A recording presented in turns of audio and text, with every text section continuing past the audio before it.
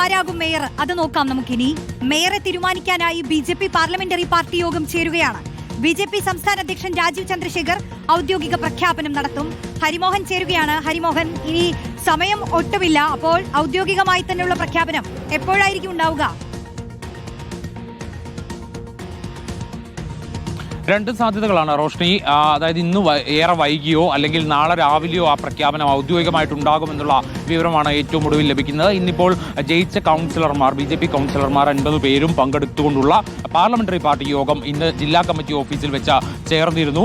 അത് പൂർത്തിയായിട്ടുണ്ട്. പക്ഷേ അതിൽ സംസ്ഥാന അധ്യക്ഷൻ അടക്കമുള്ള പ്രധാനപ്പെട്ട നേതാക്കൾ ആരും പങ്കെടുത്തിരുന്നില്ല. അതായത് അതിങ്ങനെയാണ്, ആ പാർലമെന്ററി പാർട്ടി യോഗത്തിൽ അടുത്ത ദിവസം നടക്കുന്ന മേയർ തെരഞ്ഞെടുപ്പിന്റെ വോട്ടിംഗ് പ്രക്രിയയെക്കുറിച്ച് പറയാനും അതിനുശേഷം ഓരോ കൗൺസിലർമാരെയും വിളിച്ചിരുത്തിക്കൊണ്ട് ഒരു കാര്യം പറയുന്നുണ്ട്. അതായത് BJP സംസ്ഥാന നേതൃത്വം ഇക്കാര്യത്തിൽ ഒരു അന്തിമ തീരുമാനം, BJP മേയർ ആരാണെന്നുള്ളതും ഡെപ്യൂട്ടി മേയർ ആരാണെന്നുള്ളതിന്റെ കാര്യത്തിൽ ഒരു അന്തിമ തീരുമാനം എടുത്തിട്ടുണ്ട്. അത് ആരാണെന്ന് ഇപ്പോൾ പറയാൻ കഴിയില്ല. അതായത് ഒരു പ്രഖ്യാപനത്തിലേക്ക് പറയാൻ കഴിയില്ല. പക്ഷേ അങ്ങനെ ഒരു തീരുമാനം സംസ്ഥാന നേതൃത്വം ഇന്നോ നാളെയോ പ്രഖ്യാപിക്കും. അതിന് ഏതെങ്കിലും തരത്തിലുള്ള വിയോജിപ്പുകൾ പറയാനുണ്ടോ എന്നുള്ള കാര്യം ആരാഞ്ഞിരുന്നു. ഇപ്പോൾ നിലവിൽ പാർലമെന്ററി പാർട്ടി യോഗത്തിൽ പങ്കെടുത്ത നേതാക്കൾ ആരും, കൗൺസിലർമാർ ആരും തന്നെ അങ്ങനെ ഒരു എതിർപ്പ് അറിയിച്ചിട്ടില്ല എന്നുള്ളതാണ്. അതിനർത്ഥം BJP സംസ്ഥാന നേതൃത്വം ഒരു പേര് തീരുമാനിച്ചു കഴിഞ്ഞിരിക്കുന്നു.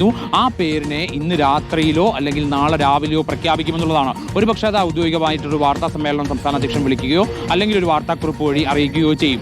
ഇതിൽ രണ്ട് സാധ്യതകൾ, അതായത് ശ്രീലേഖ, VV രാജേഷ് എന്നിങ്ങനെയുള്ള സാധ്യതകൾ തന്നെയായിരുന്നു ഇന്ന് രാവിലെയും പറഞ്ഞു കേട്ടിരുന്നത്. പക്ഷേ ശ്രീലേഖയുടെ പേരിനോട് കൂടുതൽ അടുക്കുകയാണ് BJP സംസ്ഥാന നേതൃത്വം എന്ന് തന്നെയാണ് നമുക്കൊടുവിൽ അറിയാൻ കഴിഞ്ഞത്. അതായത് സംസ്ഥാനത്തെ BJPയുടെ ആദ്യ മേയർ ശ്രീലേഖ ആയിരിക്കുമെന്നുള്ള സൂചനകൾ കൂടിയാണ് പുറത്തു വരുന്നത്. അതിനകത്ത് വിയോജിപ്പുണ്ടായിരുന്നത് RSSന്റെ നേതൃത്വത്തിലാണ്. പക്ഷേ RSS നേതൃത്വത്തെ ഇക്കാര്യം പറഞ്ഞ് ധരിപ്പിക്കാൻ കഴിഞ്ഞു, അല്ലെങ്കിൽ അവരുമായി ഒരു സമവായത്തിൽ എത്താൻ കഴിഞ്ഞു എന്നുള്ളൊരു പ്രതീക്ഷയാണ് ഇപ്പോൾ BJP സംസ്ഥാന നേതൃത്വത്തിനുള്ളത്. അതിന് കാരണമായിട്ട് അവർ ചൂണ്ടിക്കാണിക്കുന്നത് ദേശീയ തലത്തിൽ തന്നെ ഈ BJPയുടെ തിരുവനന്തപുരം കോർപ്പറേഷനിലെ വിജയം ചർച്ചയായിട്ടുണ്ട്. അപ്പോൾ അങ്ങനെ ചർച്ചയായ ഒരു വിജയമായതുകൊണ്ട് തന്നെ അതിൽ മേയറെ തീരുമാനിക്കുമ്പോഴും ആ മേയറുടെ പേരും അത്തരത്തിൽ ചർച്ചയാവുകയും അടുത്ത നിയമസഭാ തെരഞ്ഞെടുപ്പിൽ അത് രാഷ്ട്രീയമായി ഉപയോഗിക്കാനും കഴിയുന്ന നിലയിലേക്ക് മാറ്റണം എന്നുള്ളതാണ്. സംവരണമില്ലാത്ത മേയർ സ്ഥാനത്തേക്ക് ഒരു സ്ത്രീ വരുന്നു എന്നുള്ളത് തന്നെ BJPക്ക് അവർ ഇപ്പോൾ കേന്ദ്ര സർക്കാർ ഉയർത്തിയിരിക്കുന്ന നയപ്രകാരം നാരീശക്തി എന്നൊക്കെയുള്ള ആശയങ്ങൾ കുറച്ചുകൂടി ആവർത്തിച്ച് പറയാനുള്ള അടുത്ത നിയമസഭാ തെരഞ്ഞെടുപ്പുകളിൽ വീണ്ടും അത് ആവർത്തിച്ച് പ്രചാരണ ആയുധമാക്കാനുള്ള ഒരു അവസരം കൂടിയാണ്.